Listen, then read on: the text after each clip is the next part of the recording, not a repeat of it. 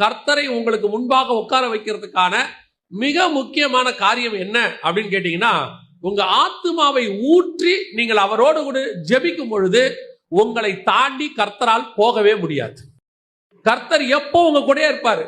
தாவீது கிட்ட இருக்க ஒரு பெரிய பிளஸ் என்னன்னா, எதுனாலும் ஆண்டவர் சமூகத்தில் போய் உட்காந்துருவான்.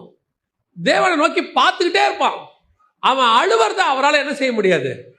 நீங்க எப்ப வேணா எடுங்க, தாவீது எடுத்து பாருங்க, அழுதுகிட்டே இருப்பான், கேட்டுக்கிட்டே இருப்பான், ஆண்டவரை நோக்கி கெஞ்சிக்கிட்டே இருப்பான். ஏதோ ஒண்ணு நடந்துகிட்டே இருக்கும்.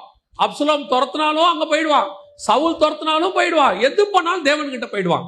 எல்லாரும் வந்து எல்லாத்தையும் தூக்கிட்டு போயிடுவாங்க.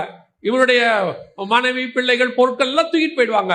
திரும்பி போய் அழுவான் ஆண்டவர்கிட்ட, ஆண்டவரே எல்லாம் எடுத்துட்டு போயிடு. இப்ப நம்ம பாருங்க, ஏதாவது ஒண்ணு நடந்த உடனே கர்த்தரை முன்னாடி கொண்டாட மாட்டோம், கர்த்தரை முன்பாக வைக்க மாட்டோம்.